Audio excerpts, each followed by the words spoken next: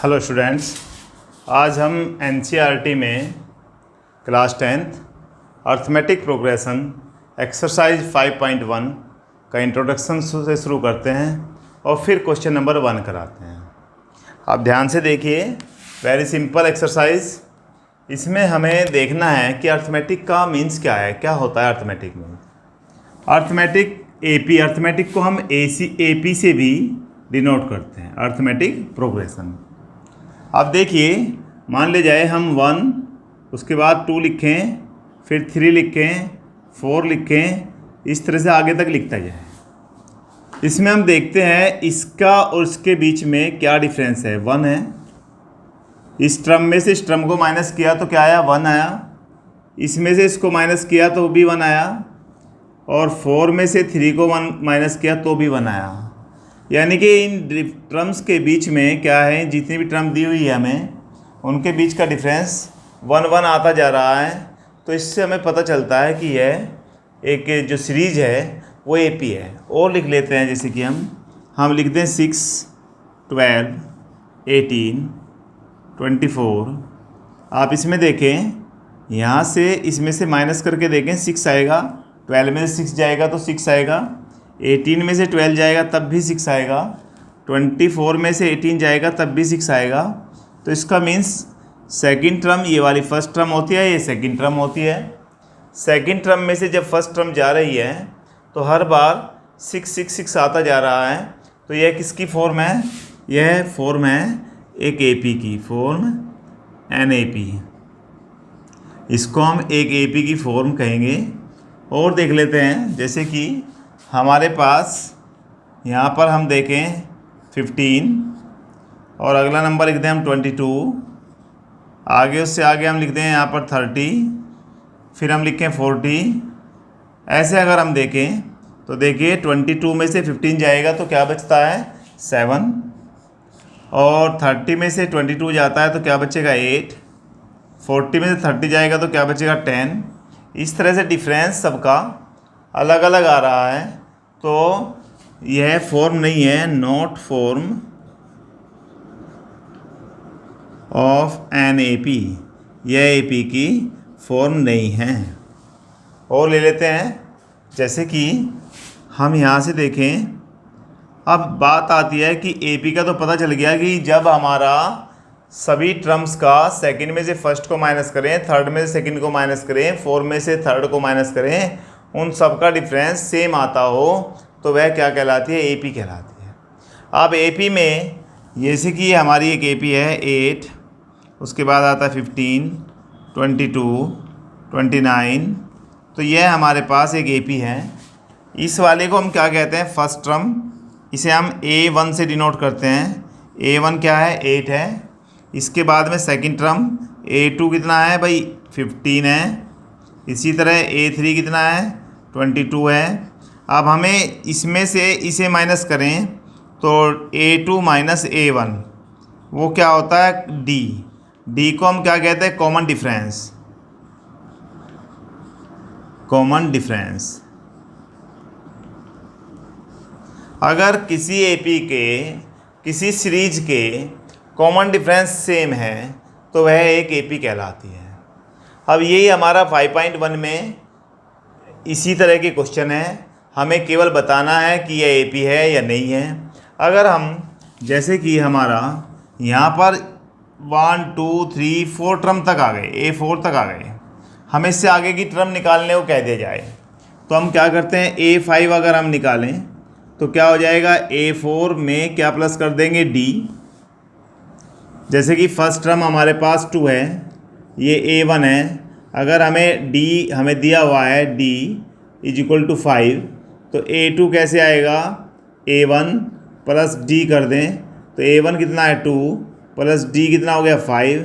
तो हमारे पास क्या बन गया, A2 की वैल्यू 7। आगे चलते हैं, A3 निकालें तो A3 में हम प्लस कर देते हैं A2 प्लस D, तो A2 कितना आएगा, 7, और D की वैल्यू क्या है, 5। तो हमारे पास क्या आ जाएगी, 12। और ले लेते हैं, A4 लें तो क्या आएगा, A3 प्लस D, और A3 हमारे पास कितना है, 12, और D की वैल्यू कितनी है, 5। तो क्या बन जाएगा, 17। इस तरह से हमारी सीरीज बन जाती है। पहले वाला A1 2, फिर 7, फिर 12 और फिर 17। तो अगर हमें आगे की टर्म निकालने के लिए कहा जाए तो उसका कॉमन डिफरेंस निकालिए और लास्ट टर्म जो है उससे आगे डी को प्लस कर दीजिए, फिर जो आएगा उसमें फिर कॉमन डिफरेंस को प्लस कर दीजिए और हमारी AP आगे तक जितनी भी टर्म हमें निकालनी है वो निकल जाएगी। आगे की एक्सरसाइज में आएगा हमें मान लिया 10 टर्म, 20 टर्म या 50 टर्म, 100 टर्म निकालने, तो हम ऐसे तो करेंगे नहीं, उसमें फॉर्मूले से हम निकालेंगे। अभी इस एक्सरसाइज में इसी तरह के क्वेश्चन हैं तो हम उसको कराते हैं। देखिए फर्स्ट क्वेश्चन आपको दिया हुआ है। फर्स्ट क्वेश्चन में हम देखते हैं किस टाइप का क्वेश्चन क्या कह रहा है। इसने कहा इन विच सिचुएशन, नीचे सिचुएशन दी हुई है, does the list of number involve make AP and Y। बताना है ये AP बन रही है या नहीं बन रही है। अब बन रही है AP तो क्यों बन रही है। चलिए भैया, उसके लिए AP के हमें पता चल गया, यदि सभी टर्म के बीच का डिफरेंस यानी कॉमन डिफरेंस यदि सेम आ रहा है तो वह AP कहलाती है। अब बच्चों देखिए, बहुत सिंपल क्वेश्चन है, सिंपल एक्सरसाइज है। हमारा पहला क्वेश्चन दिया हुआ है first part, taxi fare after each kilometre when the fair is 15 for first kilometre and 8 for each additional kilometre. यानी कि हम टैक्सी में बैठ जाते हैं, पहले किलोमीटर का हमें किराया देना पड़ेगा। जब हम फर्स्ट किलोमीटर गए तो हमारा कितना किराया होगा। फर्स्ट किलोमीटर जाने का किराया हमारे वहाँ 15। आगे इसने कहा है आगे जितना भी आप जाएंगे तो आपको 8 रुपीज़ और फालतू देने पड़ेंगे। देखिए ईच किलोमीटर क्या गया है 8 and 8 for each additional kilometre. अब यहाँ पर हम पहले किलोमीटर चले गए, हमें जाना है 2 किलोमीटर, 2 किलोमीटर जाना है। तो 2 किलोमीटर में 1 किलोमीटर प्लस 1 किलोमीटर, पहले किलोमीटर का तो देना पड़ेगा 15 और अगले किलोमीटर का देना पड़ेगा 8। तो हमारा कितना किराया देना पड़ेगा, फेयर कितना देना पड़ेगा 23। अब आता है हम 3 किलोमीटर जाना है हमें, तो भैया फर्स्ट किलोमीटर तो हमें जाना ही है, फिर आगे हमें फर्स्ट किलोमीटर, फिर आगे फर्स्ट किलोमीटर। तो पहले वाला जो किलोमीटर है उसका किराया कितना देना पड़ा 15, अगले वाला कितना देना पड़ा 8, उससे आगे वाला कितना देना पड़ा 8। तो 15 प्लस 8 23 और 23 प्लस 8 हमारे पास आ जाएगा 31। इसी तरह हमें 4 किलोमीटर जाना है, तो देखते हैं 4 किलोमीटर जाने पहला फर्स्ट, फिर आगे फर्स्ट, फिर फर्स्ट, फिर फर्स्ट। तो पहले वाले किलोमीटर का हमें कितना देना पड़ा 15, आगे वाले का हमें देना पड़ा 8, फिर आगे वाले का 8 और फिर आगे वाले का 8। तो इन्हें अगर प्लस करें तो कितना आ जाएगा 39। हम देख रहे हैं पहले हमारे पास क्या था 15, अब देखते हैं टर्म हमारे पास क्या क्या आती है। 15, फिर आया 23, फिर आया 31 और फिर आया 39। इस तरह से आगे आते चले जाएंगे, जितने भी किलोमीटर हमें जाना है उसी हिसाब से पहले किलोमीटर का 8 रुपये दीजिए, आगे का प्लस कर दीजिए उसमें 8 रुपीज़, तो हमारे पास सीरीज बन जाती है। अब देखते हैं इसका डिफरेंस क्या है। इसका डिफरेंस 8 है, इसका डिफरेंस भी 8 है और इसका डिफरेंस भी 8 है। इसका मीन्स क्या हो गया, इसने कहा था ये सिचुएशन AP है कि नहीं है। तो this situation are in series, यानी कि this is in the form of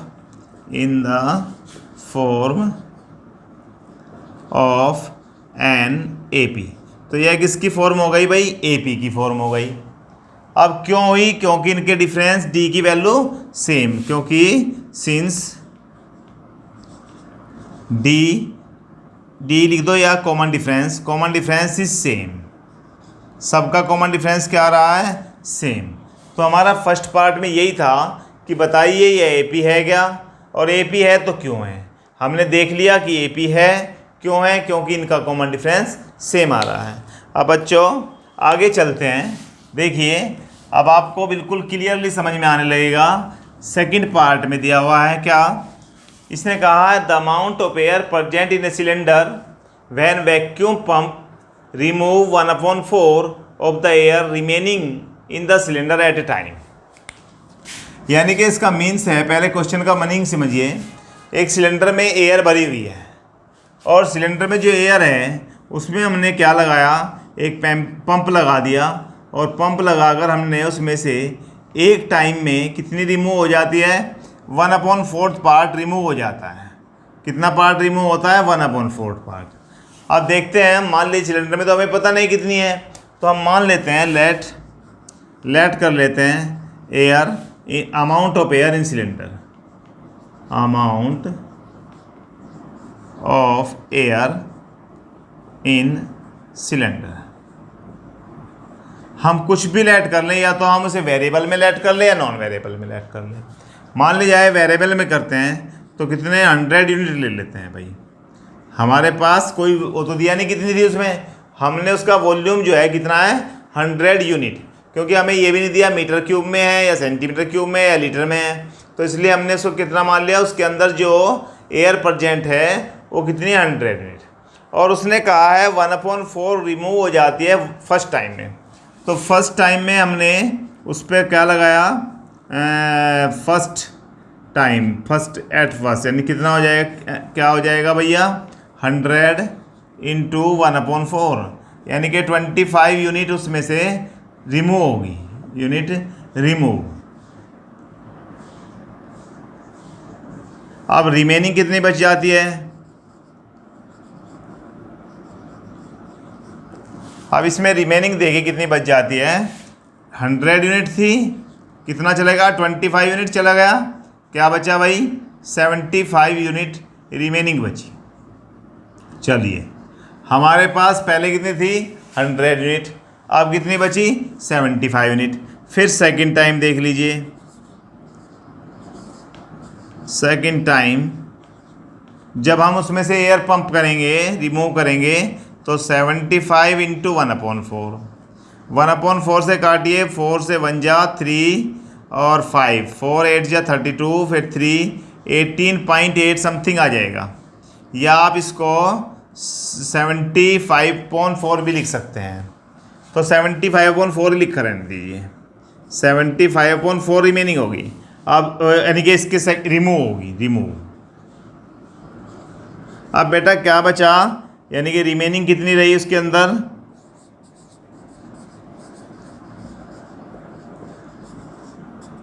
75 थी, इसमें से 75/4 चला गया, तो यहाँ पर बच गया 4, 4 से 5 जा, 4 5 जा 20, 4 7 जा 28, 30, 300 माइनस 75, यानी कि 225/4। अब हमारे पास पहले 100 यूनिट थी, फिर 75 यूनिट थी, फिर 225/4 यूनिट आ गई, यानी कि इसकी हम सीरीज बनाए 100, यहाँ पर आया 75 यूनिट, और यहाँ पे आया 225/4 यूनिट। अब बेटा देखिए, इसमें से माइनस करिए, 75 माइनस 100, तो क्या बचेगा, माइनस का 25, 225/4 माइनस 75, यानी कि आपका एलसीएम आ जाएगा 4, तो 225 माइनस 300, यानी कि आ गया माइनस का 75/4। तो इसका मीन्स ये हुआ, ये 25 है, ये माइनस का 75/4 है, ये दोनों वैल्यू सेम तो है नहीं, डिफरेंस सेम तो है नहीं, तो इसका मतलब ये एपी नहीं है, नो। इसका आंसर क्या जाएगा, this series not an AP, यह एपी नहीं है। अब हम इसको 100 यूनिट मानकर किया है भाई, फिर मैं एक बार समझा देता हूँ। मान ले जाए इसमें जो एयर भरी हुई है वो हमने क्या मान लिया, 100 यूनिट मान लिया, और इस पर हमने एक पंप लगा दिया जो एयर को निकाल रहा है बाहर। और फर्स्ट जब एक बार हमने स्विच ऑन किया, तो स्विच ऑन करने पर कितनी एयर को बाहर रिमूव कर देता है, फर्स्ट टाइम में रिमूव कर देता है 1/4 पार्ट। 100 थी, 100 का 1/4 चला गया, तो 25 यूनिट रिमूव हो गई, उसमें से निकल गई। अब उसके अंदर क्या बचती है, रिमेनिंग एयर कितनी बचती है, 100 माइनस 25, 75 यूनिट बच गई। आप जरूरी नहीं है 100 ले, x ले सकते हैं, 200 ले सकते हैं, 300 ले सकते हैं, 50 ले सकते हैं, कुछ भी ले सकते हैं आप। रिमेनिंग कितना बचा, 75 यूनिट। अब हम ले लेते हैं सेकंड टाइम में, 75/4 थी वहाँ पर, अब रिमूव कितना हुआ, 75 का 1/4, तो 75/4 रिमूव हो गई, बची कितनी, इतने वाली बची। हमारे पास ये सीरीज बनी, हम देखते हैं कि यह AP है कि नहीं है, उसके लिए हमें क्या करना पड़ेगा, second term minus first term करना पड़ेगा, या और third term minus second term करेंगे। अगर D की वैल्यू कॉमन डिफरेंस सेम आ जाता है तो वह AP है। यहाँ पर हमारा दोनों अलग अलग है, यहाँ पर -25 आया है, वहाँ पर -75/4 आया, तो इसका मीन्स यह AP नहीं है। हम इसे एक तरीका और देखिए, इसे x से और करके दिखा देते हैं। कुछ बच्चे सोचेंगे भाई 100 क्यों ले लिया हमने, 100 यूनिट क्यों माना, तो हम x यूनिट से और ले लेते हैं। देखिए, हम अगर एक सिलेंडर है, उसमें हमने air present in cylinder, air present in cylinder के अंदर कितनी एयर है, x यूनिट है भाई, x से मान लेते हैं, उसका कोई पता ही नहीं हमें। अब फर्स्ट टाइम रिमूव कितनी होगी, फर्स्ट टाइम पहले समय में कितनी रिमूव होगी, x इंटू 1/4, यानी कि भैया x/4 रिमूव हो गई। अब रिमेनिंग कितनी बचती है,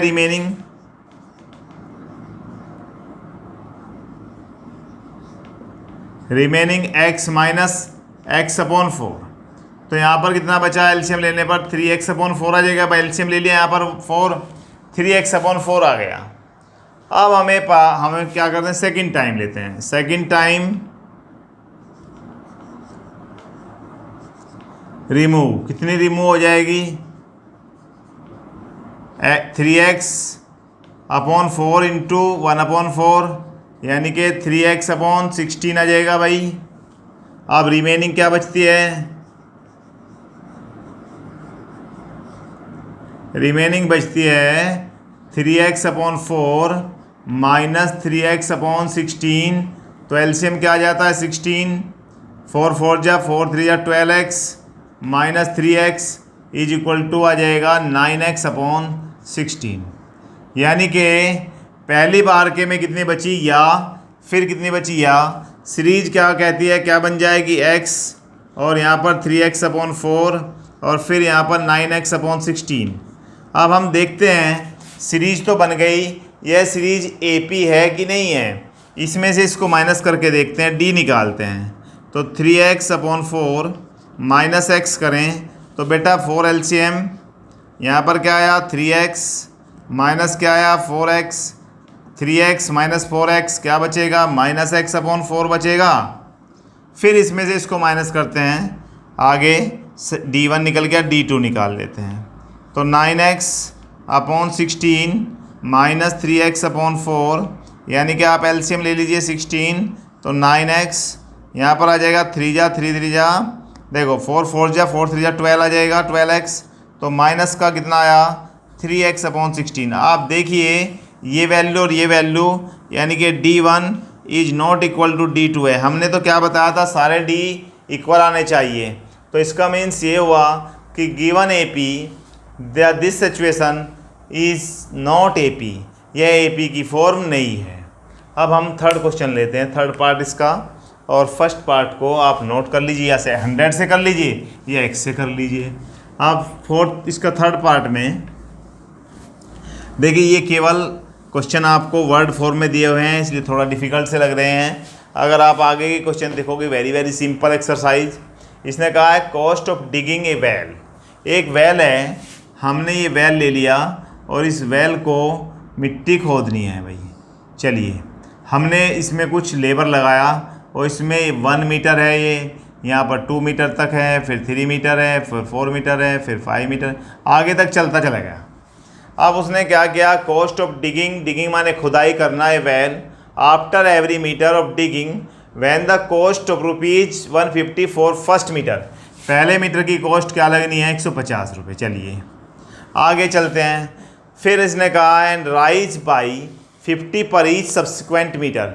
आगे जैसे जैसे हम चलते हैं, पर 1 किलोमीटर चलने पर 50 रुपीज़ लगेंगे, आगे के 50 रुपीज़ लगी, फिर आगे चले 50 रुपये, फिर आगे चले 50 रुपीज़, फिर आगे ऐसे ही चलते चले जाएं।